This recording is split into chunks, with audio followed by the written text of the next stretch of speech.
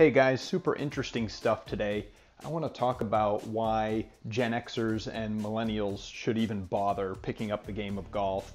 If you're thinking about playing golf, maybe you've tried it a few times, or you're considering investing some energy and getting a little bit better.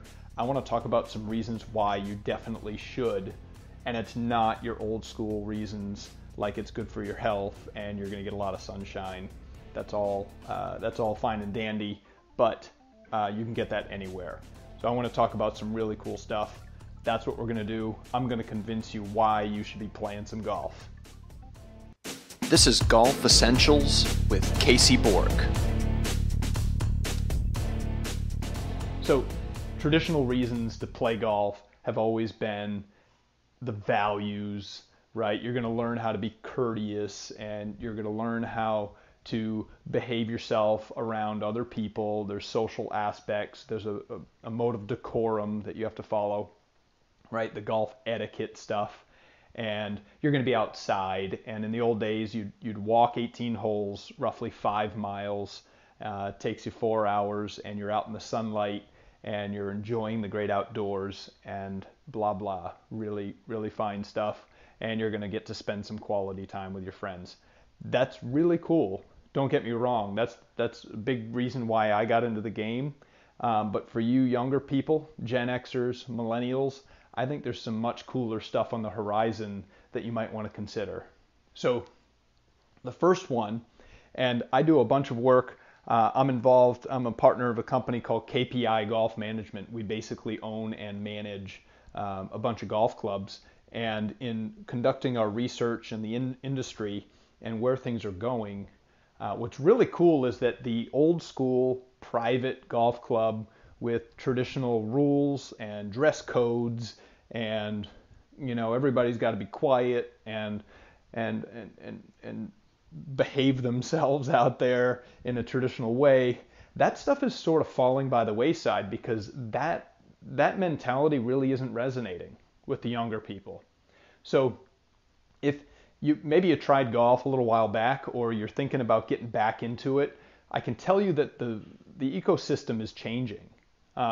Clubs are figuring out that young people have a lot that they can be doing.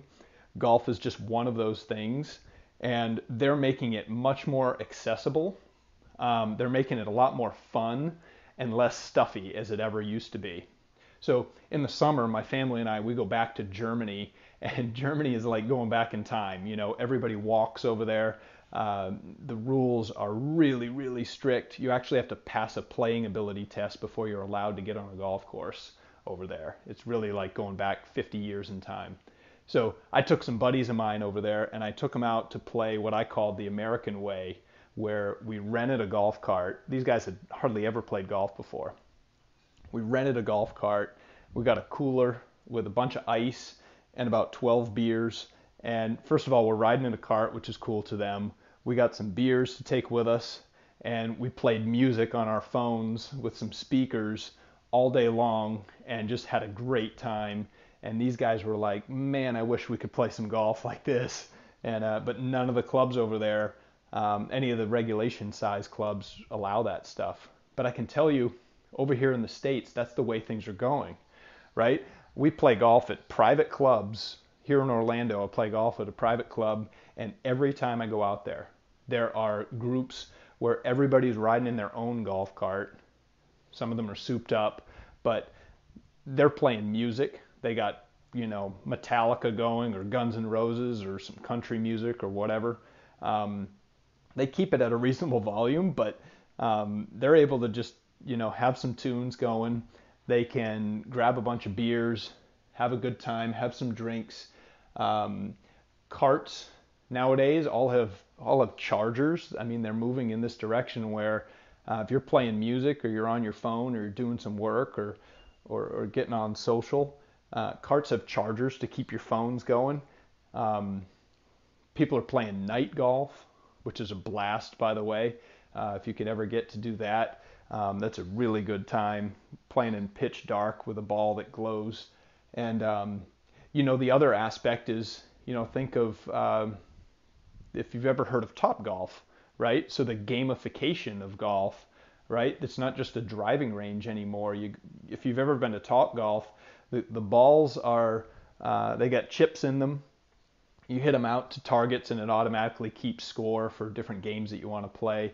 There are golf courses now that are converting to systems that have that on their own driving ranges. So instead of just pounding balls out at a random flagstick, you can actually have some games. You can check out, the stats of each of your shots, and you can see where things are going, and you can play games digitally. So the gamification of golf is a cool thing. So if you haven't done it in a while, golf is definitely changing gears, and they're moving in a direction to be more inclusive and moving away from those hardcore, stuffy, traditional rules. So the impetus for that, the really cool thing, again, for those Gen Xers and millennials out there, the reason they're doing this is because golf is in the midst of a big bubble right now. So the economy's been great for 7 or 8 years right now.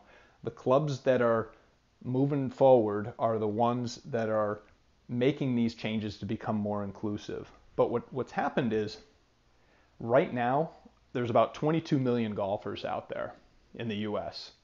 And roughly 60% of those golfers are baby boomers. So these are the older people. These are the people that are heading into retirement. They're at the tail end of their careers. They're playing more golf. They're getting out there more.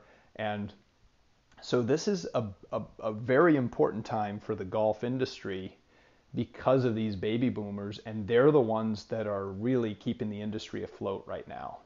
Now, what that means for Gen Xers and millennials, you 20-somethings, 30-somethings that are getting out of college, that are figuring some stuff out, that's where the big fish are swimming, guys, when it comes to your career, right? And these are people who are running companies. These are the decision makers.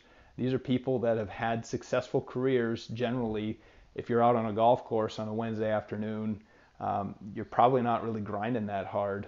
But these are places where you can get next to people that you otherwise would never be able to touch.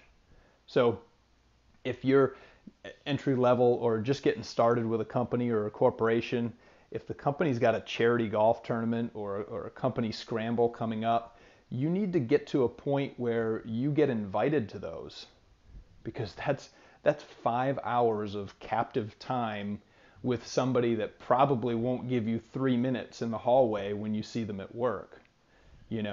So you're able to get up next to people, and I can tell you I've done it myself, where I find myself playing golf with people who I have no business playing golf with, whether they're good players or ultra successful people.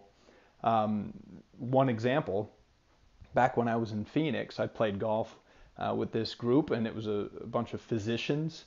And at the time, I was doing a little bit of real estate, commercial real estate. And after 4 or 5 rounds of golf, one of the doctors said, "Hey, our surgery center has a real estate lease that needs some looking at." And basically, short version of the story was, he knew me from golf. We had a great time together. He invited us into the room. We won the business, and it went on, and we closed a deal that was a $100,000 commission. That's money that would have never come my way had I not been out on a golf course. So for millennials, for you younger people, this is a land grab right now. If you're into marketing at all, you understand that you got to have your bait out there where the fish are swimming. And golf is a place where decision makers like to hang out, in the grill room after playing golf, getting out there and by the way, guys, you don't need to be a good player. You need a base level of skill, but you just need to be good to play with. And that means being a little bit self-aware. That means having a base level of skill that you can at least keep up and have a good time, whereas everybody's not waiting on you. But it's a surprisingly low level of golf skill that you need to develop to get to that point. And I highly suggest it. My daughters will know how to play golf for that very reason. That's going to get them in the room with people that they couldn't otherwise get to. But right now we've got a bubble for the next 10 or 15 years before those baby boomers age out. There are a ton of them, and they're all on golf courses more and more as they retire, as they get older, as they reach the end of their careers. They got more and more time to spend playing golf, and that is supported statistically. And what I'm saying is, if you can dedicate, an hour a week, if that, in a month or two, you're going to have a base level of skill that you're going to be able to get out on the golf course and be invited to those company events rather than being excluded. So I can tell you it matters. And so back to why you should be playing golf, that's it. I mean, make it a selfish reason. Make it selfish if you need to, It doesn't necessarily, I mean, all those other things are great, and they're true, by the way. You learn a lot about people. You do get a lot of exercise. You get outdoors. It's fun, right? But golf courses are becoming more and more fun, more relaxed, and those old dudes that are out there that are running companies, they want to meet you. So get out there, do it, and good luck, guys. Talk soon.